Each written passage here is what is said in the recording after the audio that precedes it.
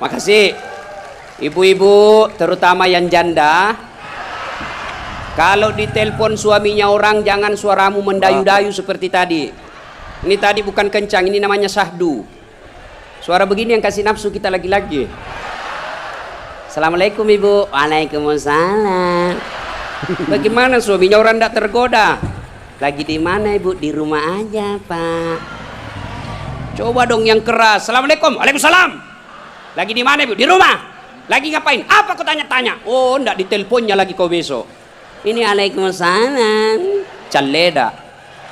Wih, ada juga Bugis di sini. Wih, boleh tahan ini bubuhan Bugis. Saya ke Banjarmasin banyak orang Bugis. Saya pergi Kota Baru banyak orang Bugis. Saya pergi Pagatan, bahasa Bugis orang di sana. Begitu saya masuk penjara banyak juga orang Bugis. Simpan dulu HP-mu bos. Dengar ceramah dulu. Woi, ibu. Simpan dulu, simpan. Ibu yang pegang HP selama saya ceramah, saya doakan suaminya kawin lagi. Nah. Saya di Makassar bu, ada ibu-ibu, saya lagi ceramah, dia membelakang. Dalam hati saya, barusannya ada orang saya ceramah, dia belakangi saya. Ternyata dia ambil HP-nya, selfie. Dia belakangi, baru dia tulis di WhatsApp-nya, latar belakang das atlatif. Woi, saya dijadikan background. Selesai ceramah dia kejar lagi saya. Ini yang kasih repot kita bib sekarang. Kejar, Ustaz, boleh selfie. Terpaksa lah dilayani. Kalau enggak dia bilang kita sombong sampai mati. Sudah selfie dia bilang ulang Ustaz, kabur. Ulang lagi Ustaz, kabur Ustaz. Bukan HP kabur, mukamu yang kabur. Jadi bapak-bapak nanti kalau minta maaf sama istri, itu syaratnya. Jabat tangan, senyum, pandang matanya, sebut dosa. Jadi kalau suami minta maaf ibu, suruh sebut judulnya. Apa judulnya pak? Tiba-tiba minta maaf. Enggak enak, nanti kau ngamuk lagi. Bilang apa? Ustaz Dasar bilang harus sebut. Apa? Mohon maaf ibu. Dulu waktu saya tugas di Banjarmasin, saya hilaf. Ada perempuan mirip betul sama Pian. Maafkan saya selingkuh ibu. Dia bilang istrinya, enggak apa-apa pak, saya maafkan. Memang itulah manusia biasa, kadang-kala kita hilaf. Saya maafkan kau karena bulan lalu saya juga selingkuh.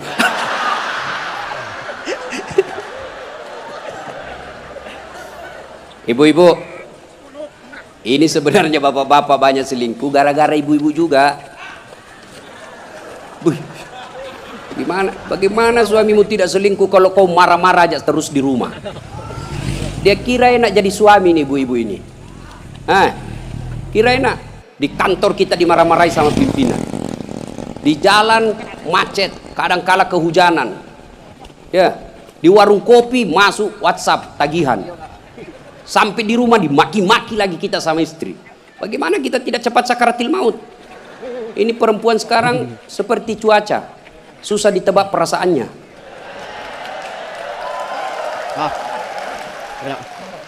Dia kira enak laki-laki. Ibu, dengar ibu.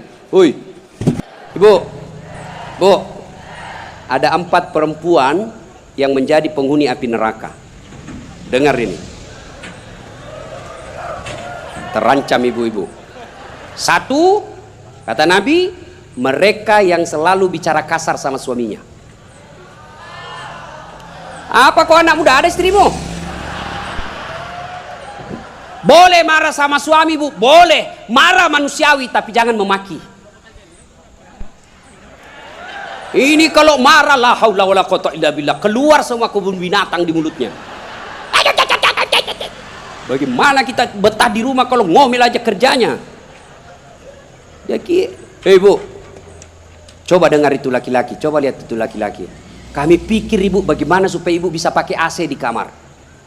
Pak, kami pikir bagaimana supaya ibu bisa pakai emas pulang kampung dihargai sama keluarga. Kami pikir bagaimana supaya kalian bisa dibelikan mobil supaya tidak hitam kulitmu. Itu dipikir sama suamimu, makanya jangan suka marah-marah. Takbir. Ada di sini takut sama istrinya? Ada. Berhenti kau jadi laki-laki. Ngamuk Ustaz. Kalau dia ngamuk enggak apa-apa. Dia pecahkan piring satu, pecahkan satu lusin.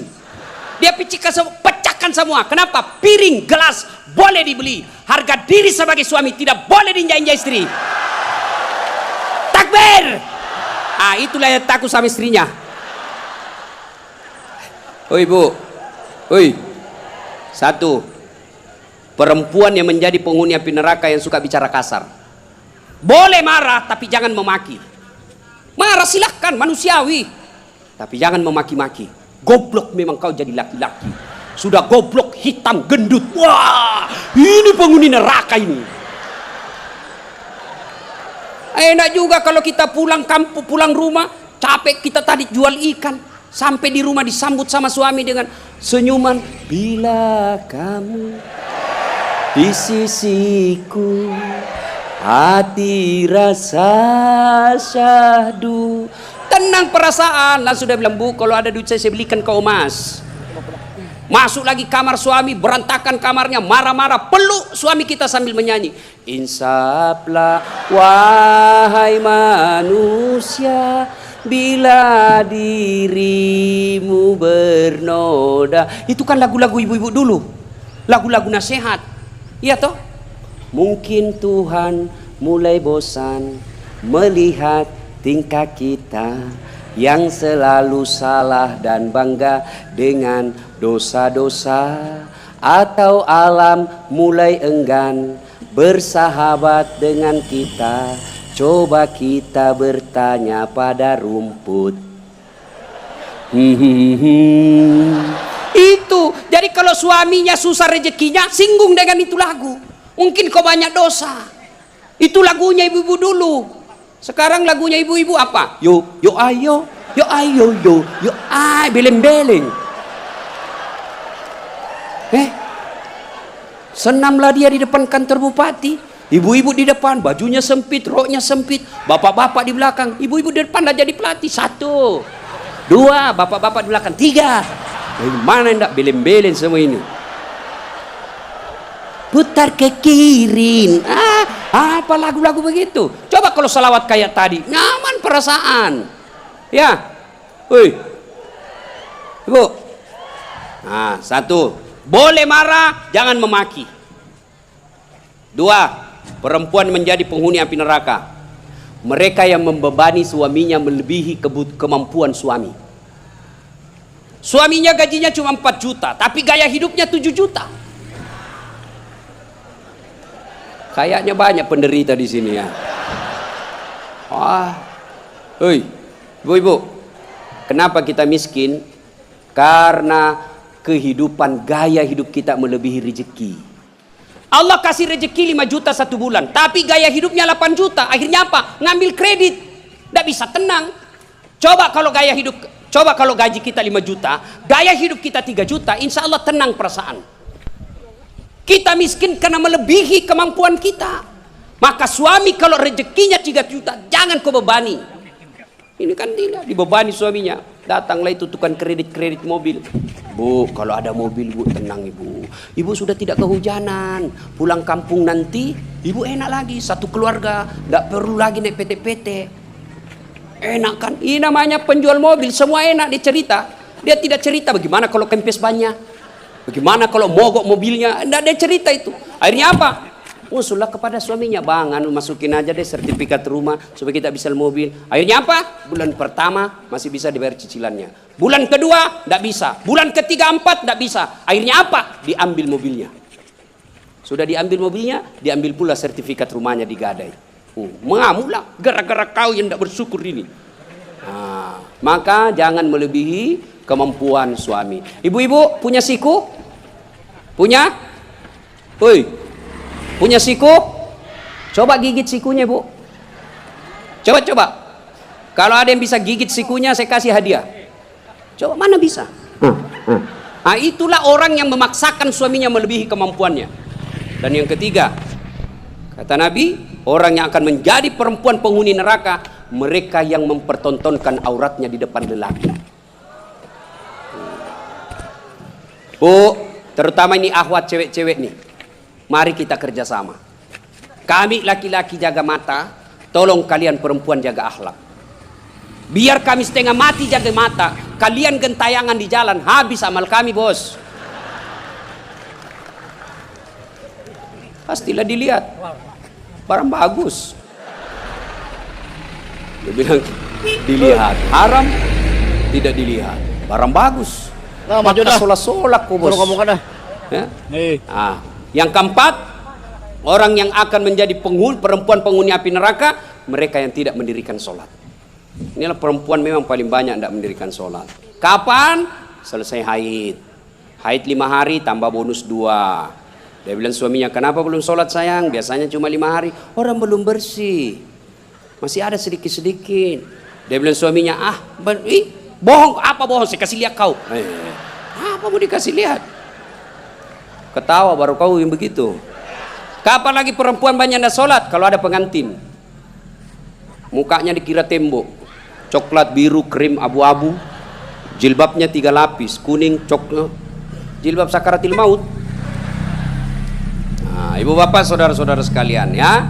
Jadi orang yang menyesal di akhirat kelak, mereka yang memutuskan persaudaraan. Maka sebentar ini kalau ada tetangga kita pernah kita sakiti, minta maaf lalu kembalikan barangnya orang. Pegawai-pegawai negeri yang pernah ngambil mesin komputer di kantor, kasih kembali bos. Ya. Dan itu kalau tidak dikembalikan, ketika kita di padang mahsyar, dipanggil kita satu-satu. Bayangkan, dari Adam sampai kiamat, kumpul berapa triliun manusia, dipanggillah kita satu-satu. Siapa dulu yang dipanggil? Nenek kita yang duluan mati? Tidak. Kakek kita yang duluan wafat? Tidak. Leluhur kita yang duluan wafat? Tidak. Lalu siapa dulu yang dipanggil? Nama-nama Islam dulu. Abdul Rahman, Abdul Jabbar, Siti Fatimah, Aisyah, Mutmainnah, Das'at Latif. Itu dulu dipanggil. Cuncung di belakang kok bos. Dipanggil juga tapi mondri kok bos.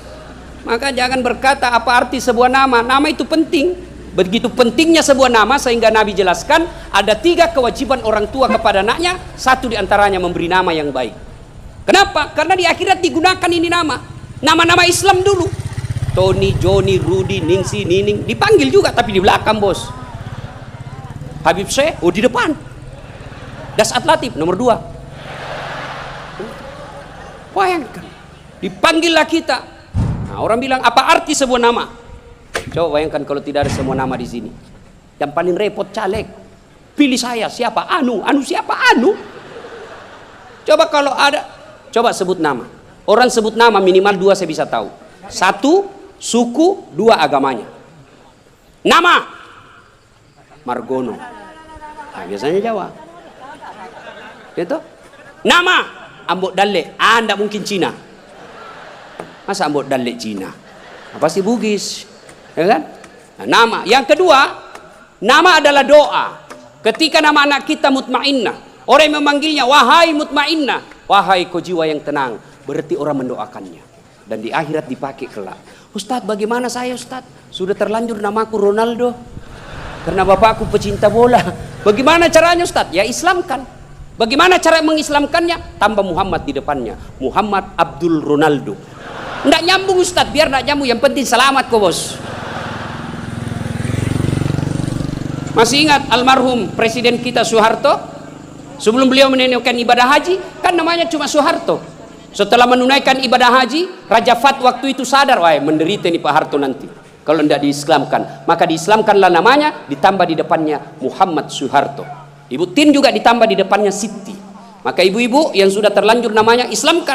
Harus rubah KTP? Tidak. Yang penting misal ulang tahun. Saudara-saudara sekalian, hari ini nama saya islamkan. Yang tadinya Desi Ratnasari, saya menambah di depannya Siti Desi Ratnasari.